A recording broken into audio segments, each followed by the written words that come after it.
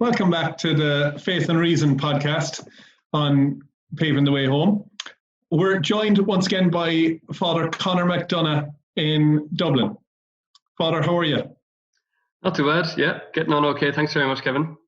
That's great.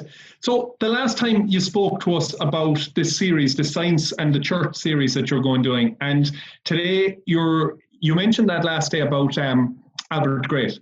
Now, I believe today you're going to talk to us more in depth about Albert the Great. Yeah. So, I suppose, well, first of all, he was a Dominican. I'll tell you what I know and you can fill in the gaps. Sure. So, he was a Dominican. And from there, I'm going to let you fill in the gaps. All right. Oh, there's a few little gaps there. The rest is a gap for me. The rest is a gap. The whole thing is a gap. So sometimes he's called Albertus Magnus as well. So sometimes you'll see, schools or colleges that are called Albertus Magnus College or Albertus Magnus Institute, and that's the same guy, Albert the Great.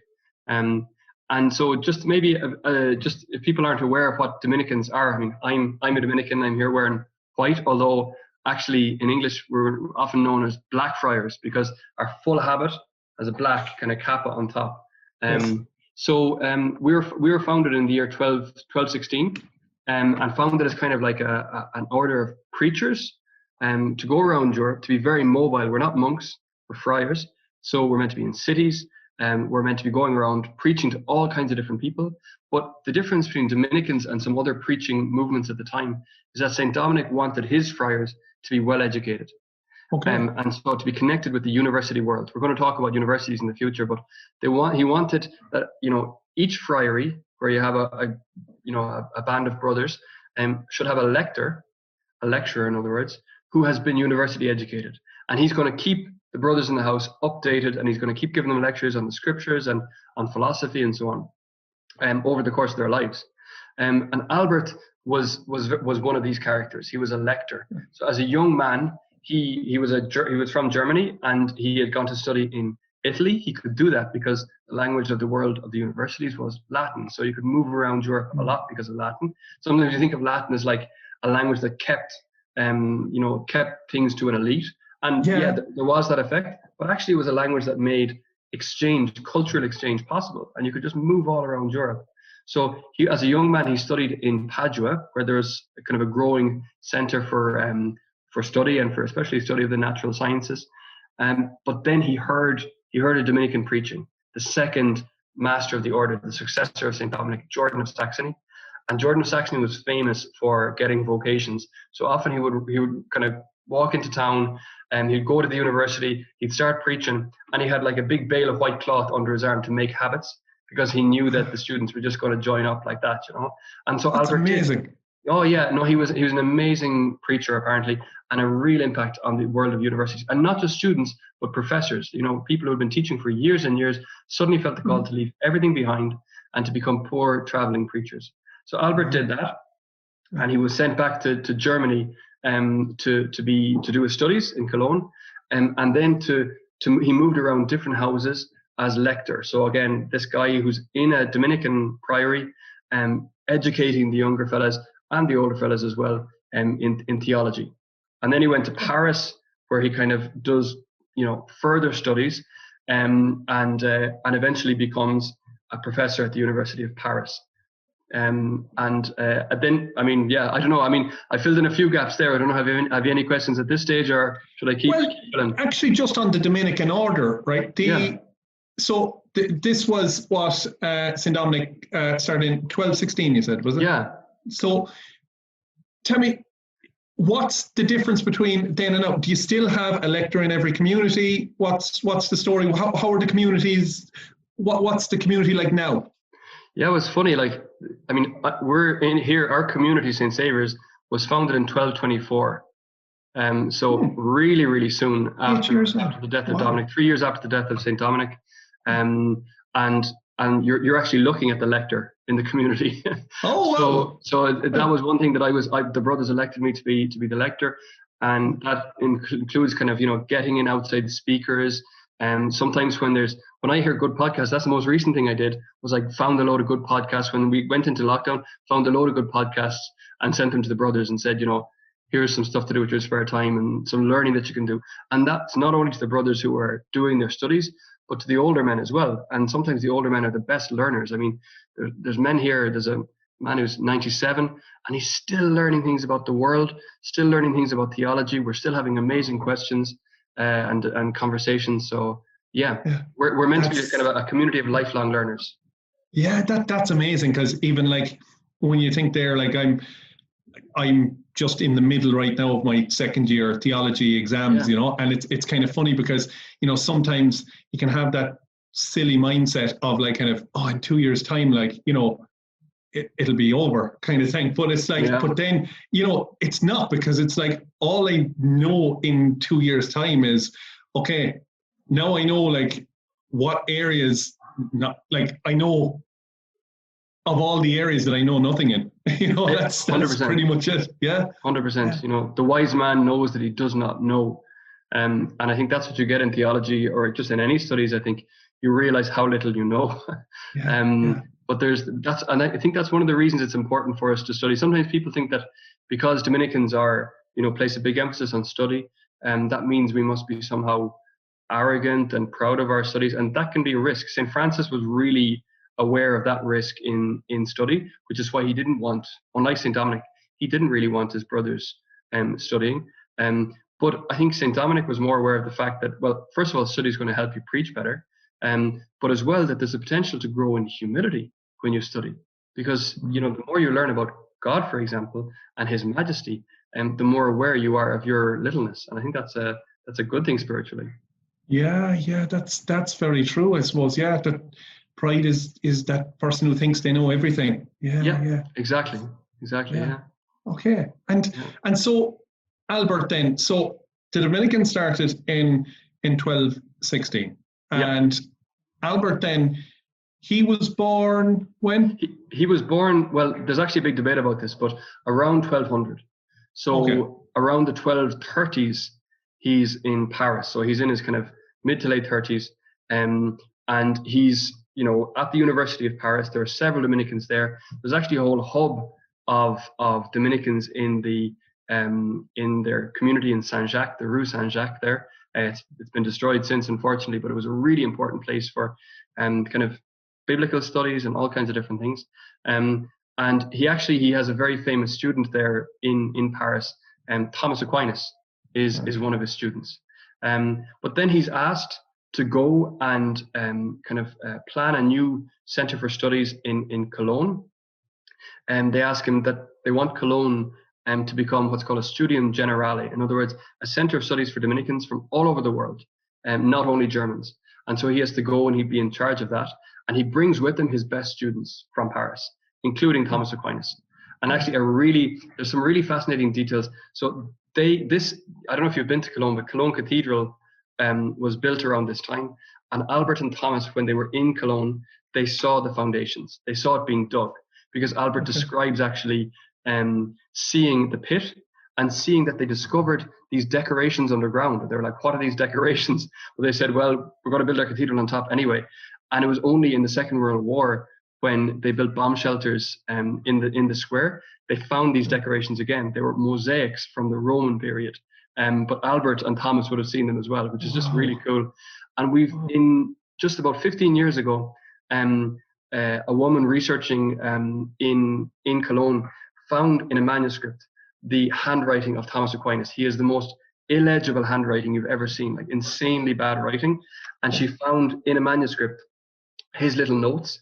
And she was able to figure out that it was Albert, who was then teaching on this text, who got him to write these little notes in the manuscript, comparing it with another manuscript.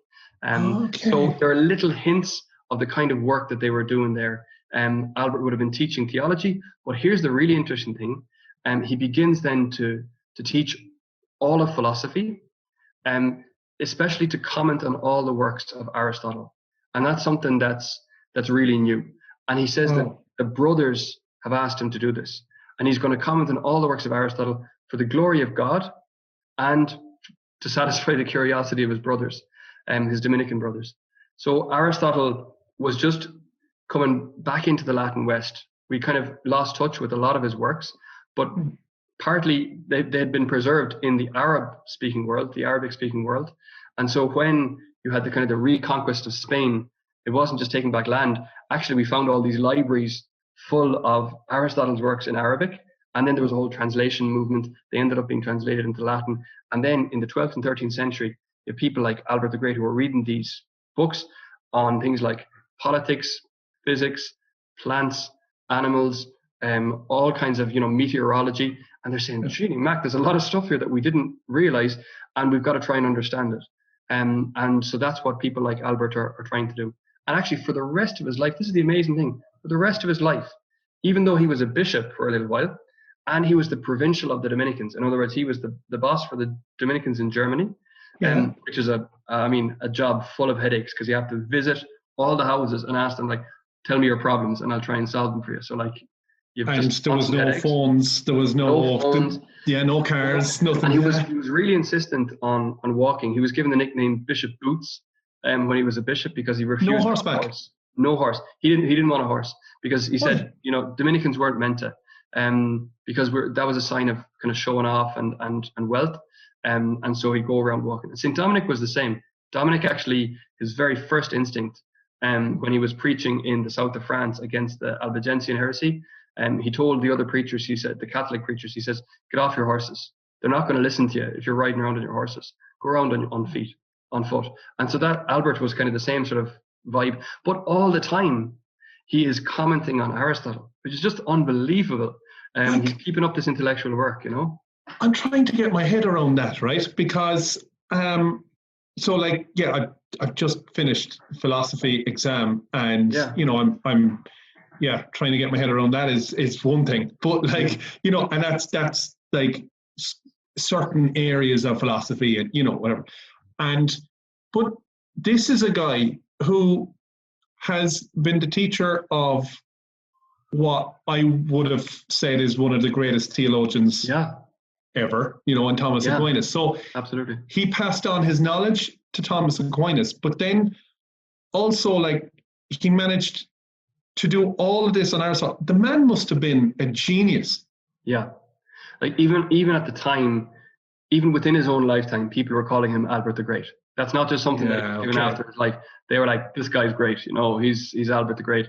And some people began to say, well, he must have some kind of magic, that he's able to do all this. And so rumors spread that he had a brass head, and he could just rub the head and ask it any question and it would just give him the answer, And so I don't know if there's a pub in Dublin called the Brazen Head.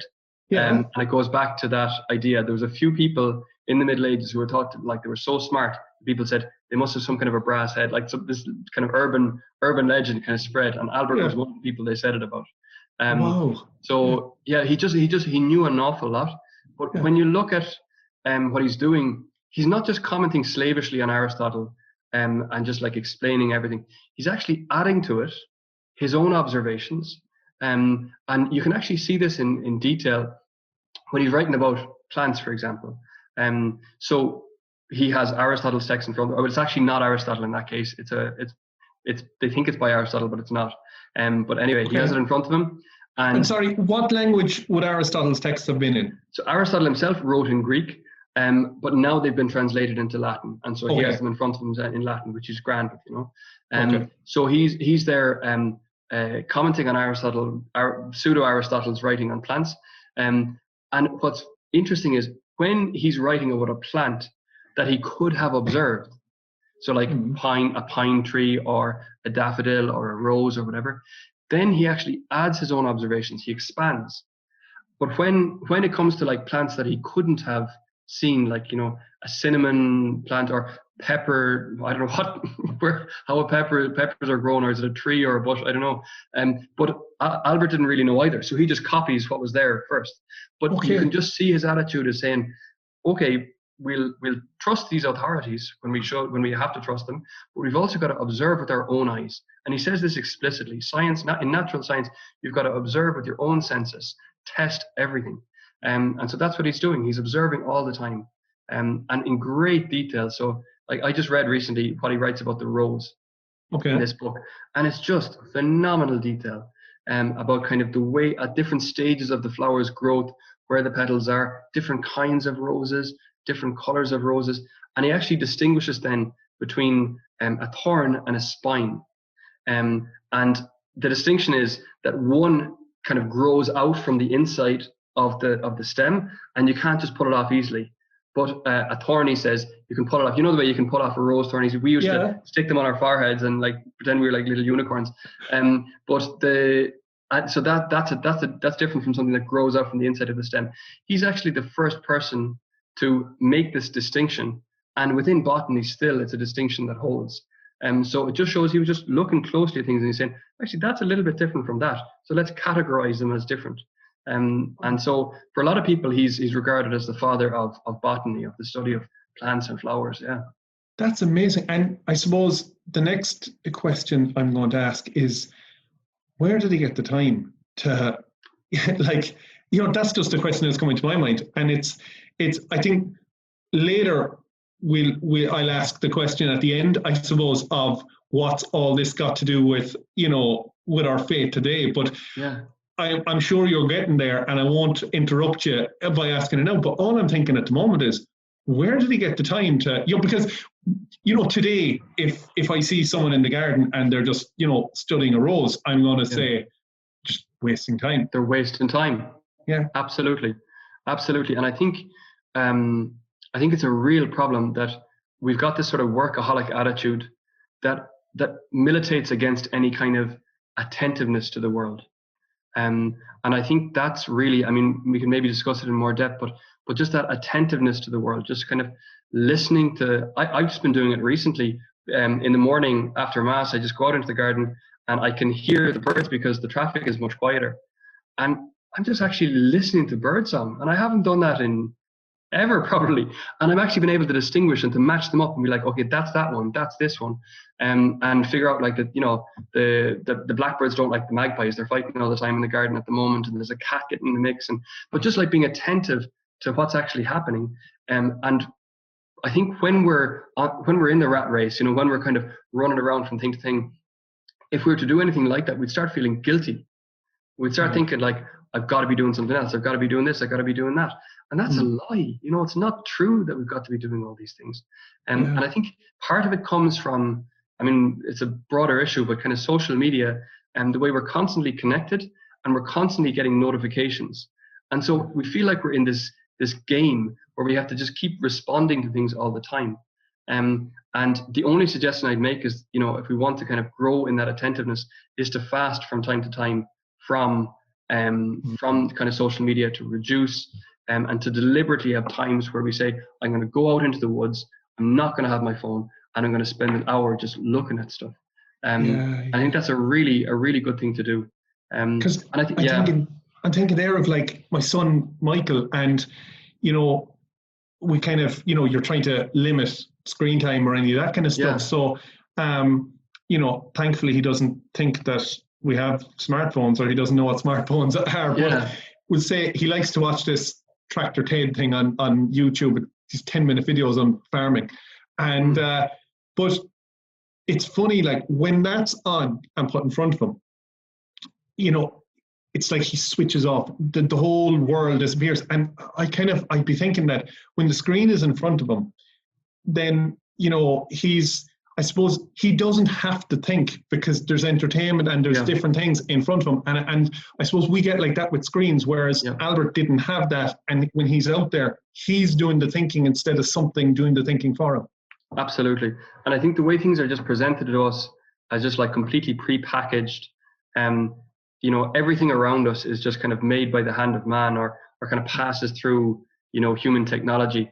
And I think that can lead to a decrease in the sense of wonder. It's just like, oh yeah, we made this we get the sense that we actually made the world, which is just so completely untrue. And we're not going to be amazed by things that just other humans have made. But we will be amazed, I think, when we go out really into the wild and just have a taste for, just the wildness of the world, and how it can overpower us. It's beyond us. And it's pure gift. Just every created thing is just pure gift. And I think that sense of wonder, just amazement of all the things that exist that don't have to exist but do, And just beginning with that sense of amazement, that's where you start asking questions. Yeah. And so what you were saying there about kind of the screen shutting down questions, I think that's a real problem. And I think real contact with the world, being amazed by the world, leads you to ask questions. Thomas Aquinas actually says this. I think he says something like, wonder is the beginning of the road to wisdom. Because wonder makes you ask questions. Why this? Why that? Why the other thing? And children do it naturally all the time. And I think that, because they're encountering the world, everything's new to them. And I think, if we want to kind of to be a little bit more like St. Albert and to have a bit more of that kind of connection with the world around us, just to deliberately go about that, to make those encounters happen is important. Okay, and so he had been bishop. Yeah. He had been prior, or Yep. he had been provincial. Sorry. Provincial, yeah. And he was a lecturer. Yeah. Where does he get this time? Or like, is he neglecting his duties in doing it, or are these duties he's been given to do because of his gifts? Yeah, I don't think he's neglecting his duties because he keeps getting new jobs. And for example, the Pope makes him legate and tells him to go on this preaching mission at a certain point. So I don't think he's neglecting those duties. People seem to realize that he's a leader as well. So no, I don't think it's that. I think it's also important to remember that there's a collaborative effort going on here. So I mentioned how the young Thomas was clearly given a little job by Albert to do, and he went away and did it. And so to have assistants, to have secretaries, and to have younger brothers who can help you out, that's part of the whole picture as well. It's collaborative effort. So Dominican communities are communities of people who are seeking the truth. So he wasn't just off on his own, a lone little scholar. And as well, there's hints that he asked other people questions. So just for example, when he writes about squirrels, he talks about the different colors that squirrels have in different countries. And so he says in Russia they're this color, in Poland they're this color, they're like this in some places and they're like that in other places. So clearly what he's doing is he's in an international Dominican community and he's asking people, what do squirrels look like in your country? What do they look like in your country? And they're feeding him information. And as well, I just read an article recently about what he writes about blacksmith work, and he is the first witness. I can't remember the exact details of it, but he's the first witness in history to a certain new process that was used by blacksmiths. And so it's clear that he's not just reading a book about how to make a particular kind of metal. He's actually visiting blacksmiths and asking them, how do you do this? And they're telling him. So there's very much, it's a collaborative thing. It's not just him alone in a library. So obviously he's recording a lot of what he's studying, and he's, obviously his contributions to the natural sciences and how he's thinking. So his thinking must have had a huge influence on Thomas Aquinas. So like when you look at the Summa, and the Summa is just like Summa Theologiam, like that one, it's just questioning and just finding arguments and questioning. So that method of questioning must have come from Albert the Great. Yeah, I mean, I think that the method of questioning was almost universal at the time, but definitely Albert added to it and gave him kind of particular content, particular kind of rigor, enthusiasm, whatever you like to call it. But the method of questioning actually comes from a practice that they had in universities at the time. And again, we'll probably talk about this later, but disputation, that was one way you learn, was to actually get in a debate. And that you would have two teams of people who would say reasons for, reasons against, and then the master was the one in the middle who would say, this is the right side, and I'm going to, and then you'd have to answer the objections of the other side. So what you see in the Summa is actually like a shortened form of what was once real life debates, and that was one of the jobs of a university lecturer. He had three jobs: to teach in kind of a class, to comment on a text in front of him, usually a biblical text, and to preach as well, to preach from time to time sermons to the university, and then to dispute, to take part in debates. So it's not like people are just sitting back passively in medieval universities, just trusting whatever was said to them. No, debate was a major part of the way they learned. And I imagine debate was different to how we imagine it today. Today we imagine debate as being a shouting match, and it's a case of, I am going to force my opinion on you, you're going to force yours on me, we're going to walk away out of the room, neither two of us convinced by the other person. And it's like the winner is kind of the one that, I don't know, probably shouted the loudest. Whereas I'm kind of guessing that a debate back then was a combined search for truth. I mean, ideally, the human thing always comes into it, and there were definitely cases of kind of tense debates between different groups, between different schools of thought, and we don't have many records of how a particular debate actually went. So it's hard to say exactly what the atmosphere was like. But I think definitely you can see in, let's say, just Thomas's writings, he hardly ever puts people down. He's constantly taking seriously the views of his opponents. I think there's only one time that I know of where he called somebody stupid, and he writes an awful lot and comes up against an awful lot of positions that he probably did think were stupid, but he doesn't say it. But actually, in some of Thomas's writings, where he has to defend the religious orders, the Dominicans and the Franciscans, he uses fighting words.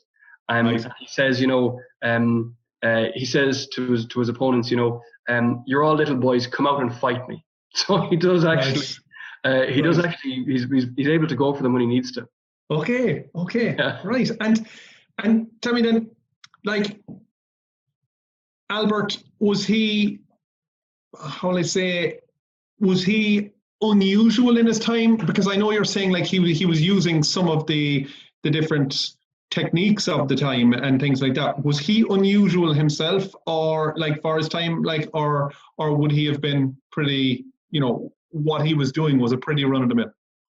Yeah, I mean, he was definitely unusual in how well he did this, and I mean, in the sense that they people at the time recognized this guy is doing something really ambitious. He's commenting on all the works of Aristotle, and he's gathering so much knowledge that wasn't gathered in one place before.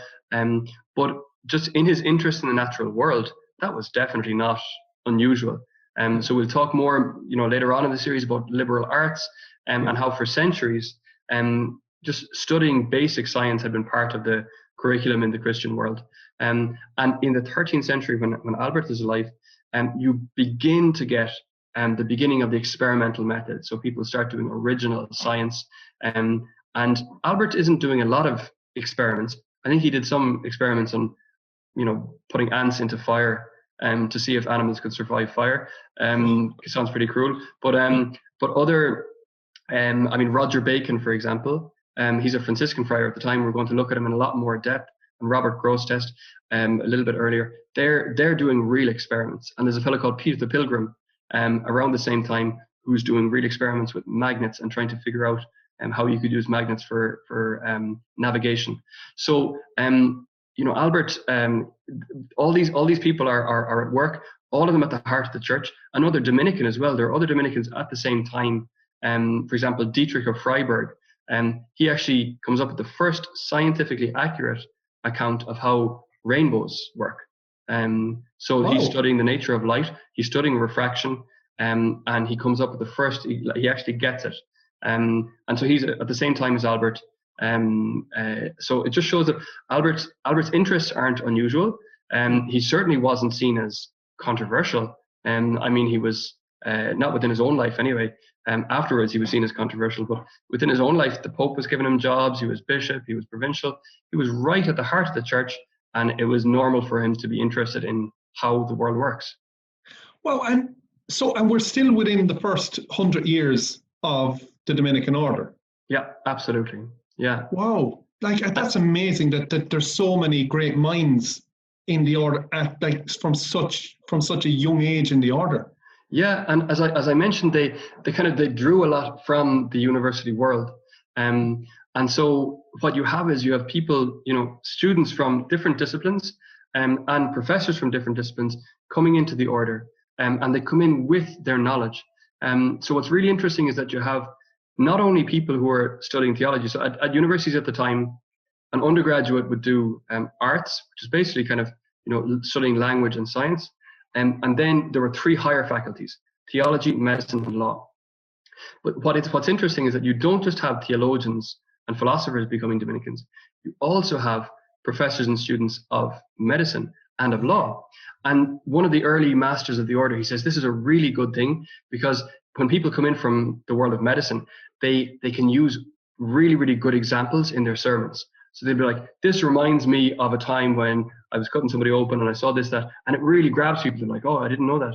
And I might just show you a little picture actually that I came across recently in a manuscript, just some pictures from the 13th century. And they actually show Dominican friars actually involved in medical care and medical research and teaching. So Wow. The image on the left shows a Dominican friar taking the pulse of a patient, and you can see him counting out the beat on his hand.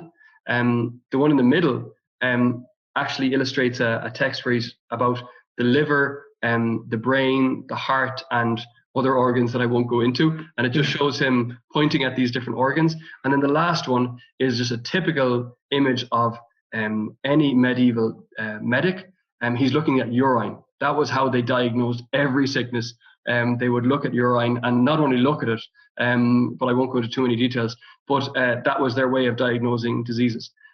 So it just shows you that, I mean, we didn't carry on that work of medicine. From around the year 1300, the order decided, no, look, we're not going to be involved in medical care.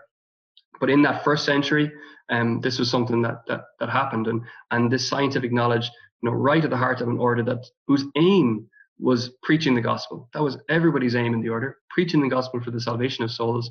But they were willing to use every bit of knowledge they had in order to achieve that aim. That sounds like there was an incredible amount of humility as well. Like, to come along and say, look, let's test urine, and like, let's, let's study this, let's study that. And, it sounds like, because sometimes, that there can be this thinking that, oh, someone who's so intellectual is above getting their, hands dirty. But It's like, whatever. But it's like, it sounds like these people, their desire for knowledge was just not to be intelligent. It was just purely a desire put in their hearts for knowledge, so as that they can, just grow in knowledge and get to learn more about the world, its creator, everything. Yep. Yeah, I mean, at its best, that's definitely how it was. I mean, as I mentioned, that St. Francis was really concerned about the risks there. And I can think of one example of a Franciscan intellectual who was quite proud and quite kind of pugnacious, and he'd slag people off and say they were thick, and you shouldn't be reading him and you shouldn't be reading that. And we'll be looking at him later on. Roger Bacon, he was just real cheeky chappy. But I mean, I think these medieval thinkers, at their best, there was this real humility there. There's, I think of, I don't know if you've read the Narnia books, the C.S. Lewis books, but in The Magician's Nephew, there's a character called Uncle Andrew, and he's the kind of the image of this figure of somebody who thinks, he has a special knowledge for the elite, not for ordinary people. And he says at a certain point, we have a high and lonely destiny. This kind of elite, disdainful sort of attitude. And I think there were some people, especially in the world of alchemy, where there was this idea of secret knowledge that was the preserve of a few. And Albert the Great, actually, funnily enough, after his death, he had some works of alchemy ascribed to him that it turns out now he didn't actually write. But people associated him then with the kind of the magical arts and, transforming metals and all this kind of semi-magical stuff. And that world was seen as kind of morally problematic. So for a long time afterwards, I mean, he wasn't canonized until 1931, and that was part of the reason. And actually, funnily enough, I was reading Frankenstein, the novel. Who wasn't canonized till 1931? Albert the Great. He wasn't canonized until 1931. He wasn't made a saint until then. So it took a long time. But just to give a sense of, he died in 1280. Okay. But just to give a sense of kind of the negativity associated with them, in Frankenstein, the novel, the main character kind of starts getting interested in really dodgy stuff by reading Albert the Great, and that's how he ends up creating the monster. So it just shows the kind of the atmosphere around Albert at the time, because of these works that were falsely ascribed to him. And actually, I found a really cool thing just yesterday in an Irish language manuscript, and a manuscript of alchemy, so written in Irish, and it's about kind of different metals, mercury and iron from the 15th century. And it's talking about how you can transform metals from one to the other. So it's alchemy. And one of the main people who's cited in this manuscript he's called Alibertus, but it's Albertus Magnus. It's Albert the Great in Ireland. That was in County Kildare in the 15th century, which is pretty cool. But it's kind of this kind of dodgy side, Albert the alchemist, Albert the magician, which is not historically true. In real life, he just wanted to share this basic scientific knowledge about the world with his brothers and as widely as possible. And so this cast a shadow on Albert for a few hundred years. Absolutely. And sometimes people said, oh no, he wasn't Albertus Magnus, Albert the Great. He was Albertus Magus, Albert the magician.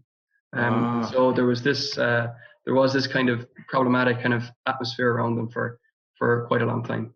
Wow, and it makes you think actually, like when, at the moment, I suppose even with COVID, there's so many conspiracy theories and so many different things, and we just think of the danger that our words can do. Like this was a man who was a saint, and yet, his name is tarnished for a few hundred years, and some people went through their whole lives then without, very possibly staying away from his writings because, they have negative connotations, and yet the negativity wasn't true at all. Absolutely. Wow. Yeah. It's really unfortunate. I think people. I mean, it may have been motivated by jealousy or just kind of a fear. Where is this guy getting all this knowledge? I mentioned that kind of question of the brazen head and everything. But he was just a smart guy and full of curiosity and attentive to the world around him. Wow. Yeah. And so does any of his writings or anything like that, does any of it exist today? Oh yeah, buckets of it, buckets. A lot of it doesn't exist in translation. So it's there in Latin. There's 2 editions of it. And I remember on his feast day, I was in Switzerland for a few years, and one day I was, there in the library, meant to be working on something else, and I could just see his writings in front of me in Latin. And I said, well, sure, look at, on his feast day, I'm going to ditch this work that I meant to be doing, and I'm just going to read through some of what he wrote in Latin and try and translate bits and pieces. And it was fascinating. It was really fascinating. Some of the stuff that I found there, like even in astronomy, I was looking up what he says about kind of the moon and the earth and so on. And I mean, this is something that we can look at later on as well, but the roundness of the earth, sometimes we think that people in the past believed that the earth was flat. Any educated person in the Middle Ages knew perfectly well that the earth was a sphere. And he gives several proofs for how we know the earth is a sphere. And one of them is the shadow on the moon during a lunar eclipse is kind of curved. And he says, well, that means we're probably a sphere. And he gives other proofs as well. And he talks about, when he's talking about the moon, he's asking about the shadow on the moon. And he says, some people think this is, that this is kind of some sort of the man on the moon, or that the moon is a mirror and it's reflecting things on Earth. And he says, no, the moon is terrestrial. It's like Earth. It's terrestrial, and it's got mountains and it's got valleys, and it reflects the light of the sun. And that's why we see shadows on the moon. So he knew that the moon didn't have its own light, but that it reflected the light of the sun, which is pretty surprising in the 13th century. That's incredible. That's like, I mean, I'm just thinking of, I walk around with Google in my pocket. So I have more information than I'm guessing, I probably have more information at my fingertips than, the whole population, the world combined up until, years ago. Absolutely. And, wow, like they used to think. I don't think. I mean, you said a while ago there's, confusion over, our debate over, what year he was born. And like my immediate reaction to that is like, does someone try to Google it? That'll kill the debate. But obviously, it's like that's not a get. But what I mean is, that's the automatic reaction is just absolutely Google everything, and because the information is just so readily available there, you get the information, you mightn't retain it, you throw it away. Whereas these great thinkers, they that's what they were. They were thinkers. Yeah. exactly. You're hitting something really important here, I think, and it's the idea of intellectual virtues. And you mentioned conspiracy theories before, and I think that's an example of kind of refusing to use your intellectual virtues. You're automatically just suspecting everything that you hear rather than discerning. And I think we fail to be thinkers. I mean, we become real thinkers by means of practice, and you practice by means of things like conversation, having good teachers, reading good books, and doing those things in a really determined way. And we cease to do that when we have Google, for example. We cease to have to do those things, or we think we don't have to do those things because the information is just there.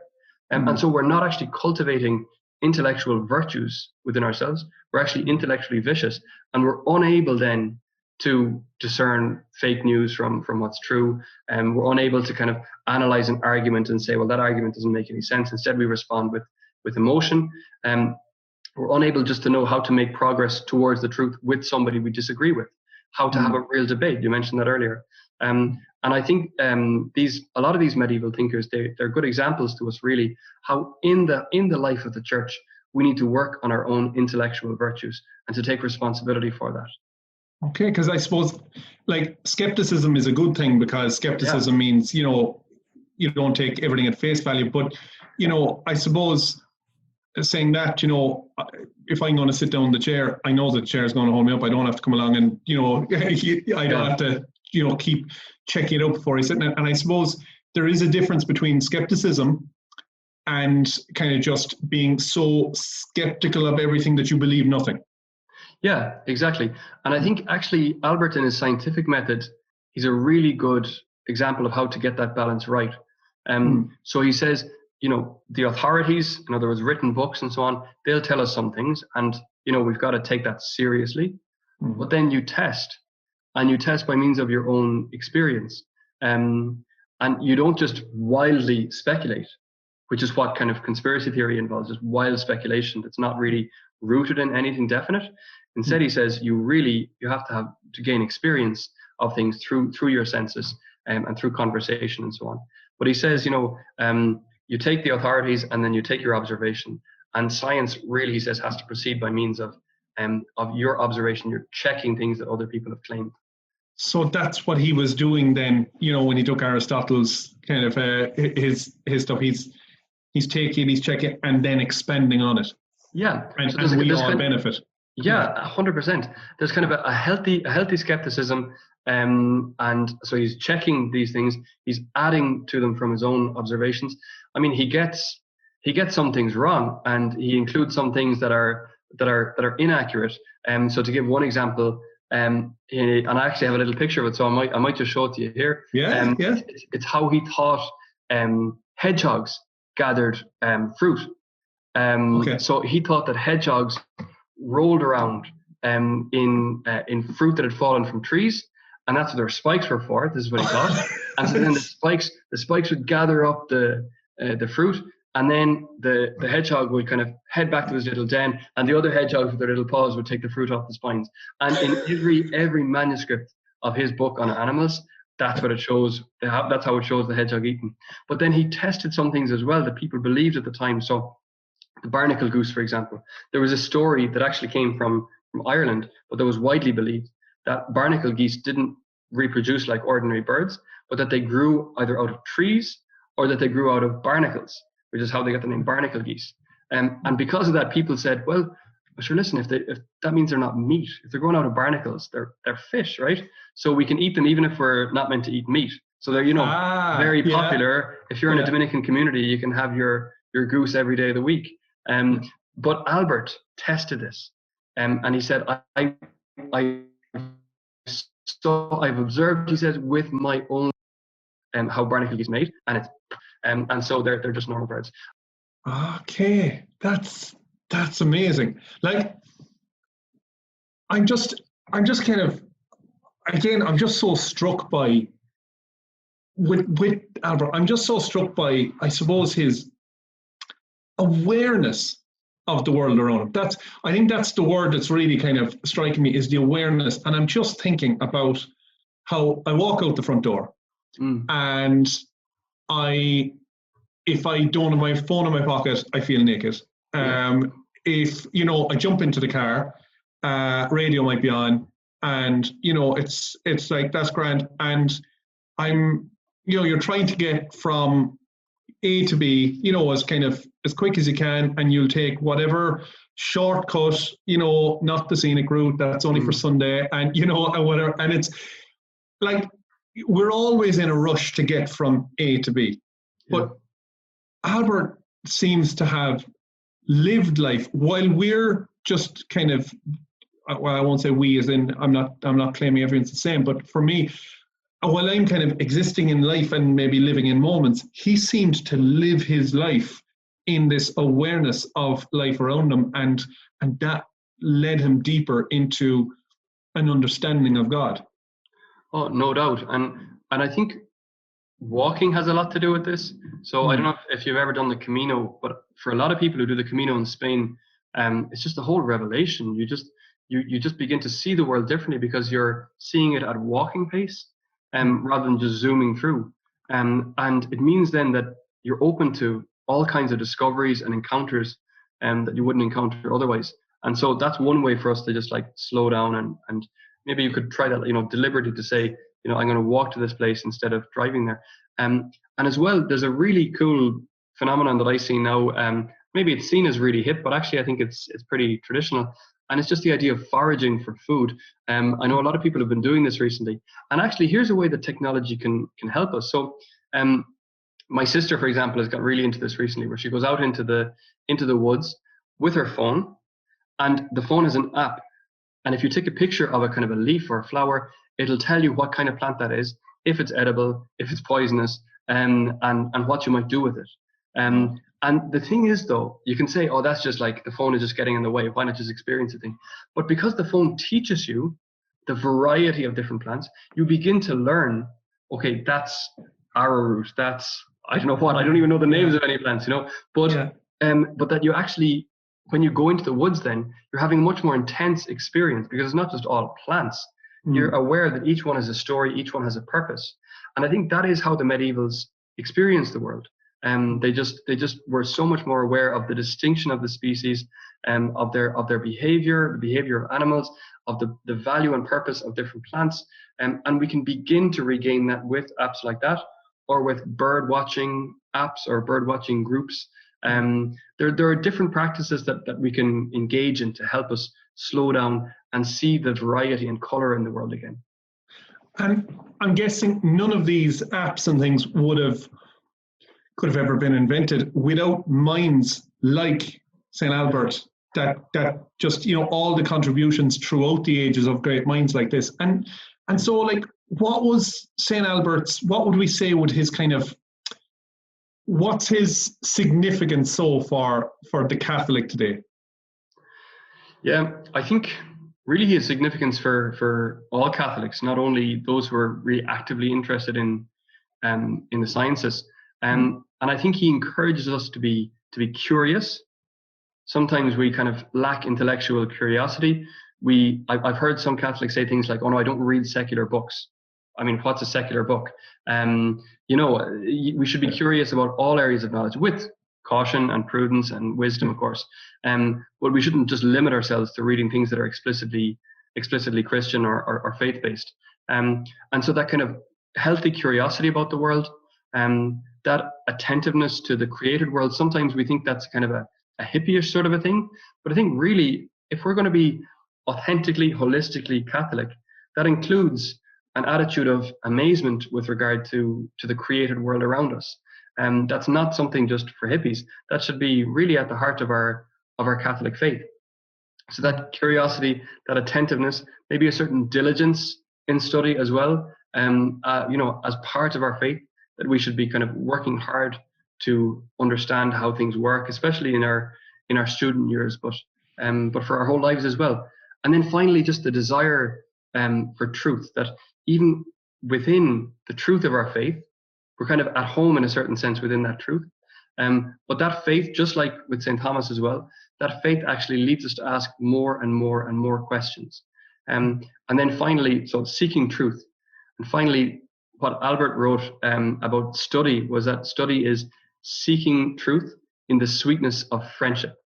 And that's the final thing I'd say, is that we're not alone in our search for the truth. Sometimes we feel like we might be, but that as believers, we should find other believers, for example, who are interested in learning about the world and thinking and having conversations, and to seek truth in the sweetness of friendship.